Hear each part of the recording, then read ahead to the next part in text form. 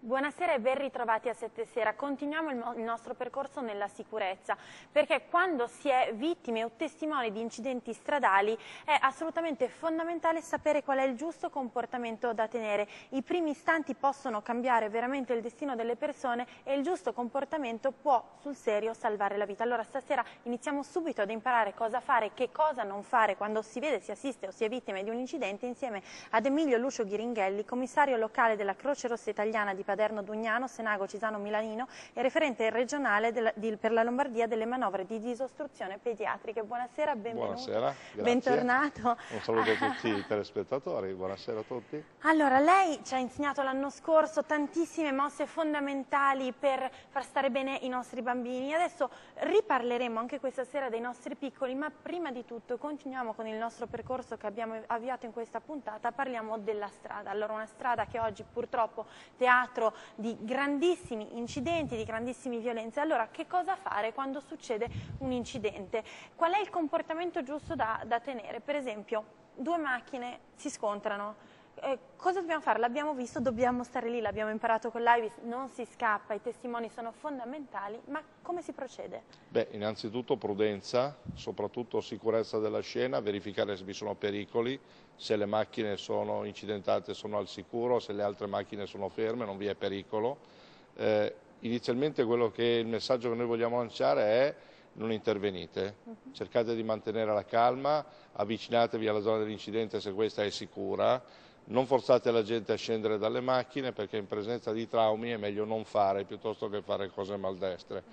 La cosa essenziale è stabilire se vi sono pericoli ed eventualmente iniziare a chiamare quelli che sono i soccorsi preposti, quindi il 118. Ecco, esattamente. Allora, diamo bene i numeri. Allora, il 118 per chiamare voi, per chiamare l'ambulanza, poi invece ci sono altri numeri da fare a seconda del bisogno, cioè il 115 nel caso in cui si volessero chiamare i vigili del fuoco, il 116 il soccorso stradale per quanto riguarda le autostrade, poi il 113 la polizia, il 112 i carabinieri. È sempre giusto ricordarceli, perché nel momento di panico non ci vengono mai in mente questi numeri. Allora, abbiamo detto prima di tutto accertarsi che non ci siano pericoli prima di avvicinarsi. In che modo? Basta guardare, basta ascoltare la strada? Guardiamo, controlliamo che non vi siano liquidi sparsi per la strada, eventualmente liquidi infiammabili, guardiamo che non ci siano fiamme, chiaramente. Altro in realtà non c'è, soprattutto guardiamo se le persone coinvolte in questo incidente scendono autonomamente dalle loro macchine, e quelle che non scendono autonomamente nelle macchine vanno lasciate lì. Non dobbiamo aiutarli o forzarli a scendere, perché quello sarà compito del personale di soccorso. Ecco. Devo dirle che in realtà, proprio rispetto a quello che ha detto lei, oggi chiamando il 118 stesso allerta tutti i servizi essenziali, quindi allerterà la polizia stradale, i vigili urbani, i pompieri e tutto ciò che serve per poter completare poi l'opera di soccorso all'interno dello scenario dell'incidente che è successo. Ecco, allora cosa fare una volta che abbiamo composto il numero 118? Siamo in linea con voi, dobbiamo descrivere la situazione in che modo? Nel modo più dettagliato possibile, o possiamo dare dati senza stare attenti tanto state arrivando? Allora, premesso che la chiamata del 118 è la base del soccorso, quindi da lì si parte per un ottimo soccorso. Il personale che risponde è personale preparato, sa quello che vuole, quello che gli deve essere riferito, sa come chiederlo, e quindi non preoccupiamoci se non sappiamo cosa dire, ci aiuteranno e ci guideranno all'interno di questa telefonata. Principalmente però dobbiamo tenere ben presente che devo essere vicino al luogo dell'incidente, devo essere calmo, soprattutto devo essere gli occhi dell'operatore con il quale sto parlando, e quindi loro ci guideranno essenzialmente in che cosa? Prima di tutto ci chiederanno dove siamo. Il luogo, l'indirizzo, eventualmente qualche punto di riferimento che abbiamo intorno, un negozio, un'abitazione, una sede di qualche associazione e via via, punti di riferimento precisi. Ancora ci chiederanno altre cose, in particolare per esempio ci chiederanno il numero dei feriti coinvolti e il numero dei mezzi coinvolti, perché questo per loro è importante per definire il tipo di soccorso. Ci chiederanno di avvicinarci al luogo, sempre se non vi sono pericoli, e ci chiederanno alcune semplici domande. Ad esempio, una cosa che chiederanno è se la persona parla, se respira, perché per loro sono cose essenziali, perché parlare vuol dire essere coscienti, respirare vuol dire avere comunque una funzione autonoma di vita e per loro sono parametri estremamente importanti. Ancora ci chiederanno un numero di telefono, perché può darsi che durante la telefonata la linea possa cadere e noi potremmo venire immediatamente richiamati o richiamati in un secondo momento dopo che noi abbiamo fatto la nostra telefonata di soccorso. Certo, benissimo. Allora, in quei primi istanti dobbiamo essere i vostri occhi, dobbiamo darvi le indicazioni più dettagliate possibile per permettere che il vostro intervento sia veramente efficace, ma non dobbiamo fare più di tanto. Perché? Perché rischiamo di peggiorare la situazione di chi si è fatto male. Allora, per esempio, in questo caso possiamo parlare di incidenti che coinvolgono motociclisti. Allora, quando c'è un motociclista a terra si è sempre tentati di andare a toccare la persona perché si vede il ferito lì, sembra di lasciarlo in una brutta condizione se non iniziamo a toccarlo per primi. Allora, qual è il primo comportamento da tenere in questo caso, anche lì? Allora, chi conosce bene il motociclista sa che il motociclista coinvolto in un incidente stradale si alza in maniera autonoma, toglie da solo il casco se sta bene e va a vedere la sua moto. Evidentemente è l'amore della sua vita e quindi è chiaro che si preoccupa del mezzo. In realtà deve molto preoccupare un motociclista che resta a terra con il casco su, perché vuol dire che effettivamente l'incidente lo ha coinvolto in maniera importante. Ma anche in quel caso non facciamo nulla, ci mettiamo vicino a lui, chiamiamo la centrale operativa, rispondiamo a tutte le domande, semmai diciamo al motociclista se ci può sentire in maniera autonoma senza muoverlo, di non muoversi e attendiamo i soccorsi, sempre se non vi sono pericoli immediati, incendi o liquidi pericolosi che possano poi attentare alla vita di questa persona. Diversamente, essendo una persona che ha subito dei traumi, è sempre meglio lasciare che sia proprio il personale formato dell'ambulanza che ha le attrezzature idonee a poter muovere in maniera sicura questa persona per non aggravare potenzialmente le sue possibilità. Ecco, una cosa che viene da fare è, per facilitare la respirazione, per vedere se la persona è cosciente o meno, togliere il casco. Ecco, questo è un qualcosa di gravissimo, potenzialmente gravissimo. Perché? Togliere il casco vuol dire muovere quella che noi chiamiamo il rachide cervicale, cioè le ultime vertebre della colonna vertebrale, ed è una mossa che può essere veramente letale per la persona in presenza di traumi importanti.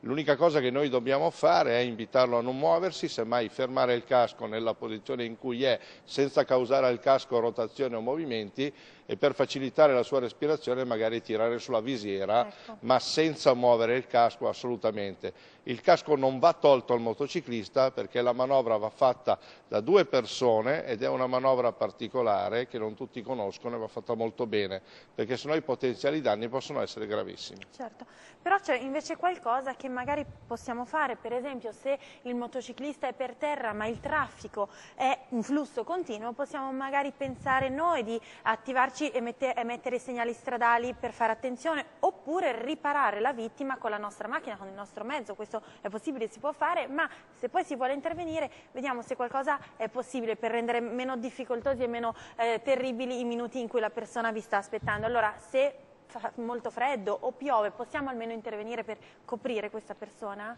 Sì, la protezione termica e la protezione dall'acqua sono indispensabili. In un paziente traumatizzato la dispersione di temperatura è ancora più accelerata, accentuata rispetto a una persona sana. Quindi proteggerlo termicamente può aiutare sicuramente la persona ad affrontare questo periodo di accidente in maniera più sicura. Sul fatto di poter poi fermare e dirigere il traffico, io dico sempre che è una questione di buon senso, di grande buon senso, di grande attenzione, perché normalmente succede che quando vi è un incidente stradale la gente rallenta fortemente, poi il traffico di per sé si congestiona da solo e quindi non vi è poi nel seguito dell'incidente pericoli immediati. Certo che è buona norma proteggere e l'ambulanza tutti vedranno che proteggerà la zona dell'incidente proprio per evitare che ci siano quelli che noi chiamiamo incidenti secondari che possono poi coinvolgere sia la persona coinvolta inizialmente sia poi i soccorritori che intervengono sul luogo dell'incidente. Abbiamo parlato però magari di un traffico che ha un flusso rallentato perché le persone iniziano a guardare tante volte incuriosite, allora anche quando i soccorsi sono lì. Indicazioni, che cosa dovete fare o ancora qui non fare? Allora alla folla intorno a una persona ferita o intorno a voi che state prestando i primi soccorsi sicuramente non è consigliabile. No, siamo un popolo generoso. Abbiamo tutti voglia di aiutare, purtroppo la capacità e la formazione non è di tutti, a volte è necessario, con gentilezza, con cortesia, perché sono tutti lì per fare del bene, chiedere alla gente di non affollarsi intorno alla persona, perché evidentemente la situazione morale anche della persona comunque lo mette in una situazione di soggezione, non va bene. La persona deve essere rispettata, deve essere aiutata. Aiutarla vuol dire anche rispettare una distanza, non potendo dare a lui quell'aiuto immediato perché non ne ho la formazione, è meglio che io lo proteggo dal punto di vista proprio come ostacolo verso ulteriori accidenti. E quindi è chiaro, chiediamo sempre alla gente di allontanarsi leggermente con educazione, sappiamo che lo fanno con il cuore, però a volte non basta, bisogna essere anche tecnici. Certo. E allora, intanto, chi avesse iniziato a capire che cosa fare e non fare durante gli incidenti, ma si fosse anche appassionato di questa vostra capacità di fare e volesse seguire il suo percorso, diventando un volontario come lei, allora che cosa può fare? Qualche informazione, proprio 30 secondi, ci sono dei corsi da fare, come si fa a contattarvi, raggiungervi e diventare uno di voi? Vabbè, Croce Rossa, come tante associazioni di soccorso benemerite quanto la Croce Rossa, fanno corsi periodici, addestrano, insegnano a intervenire in questi problemi.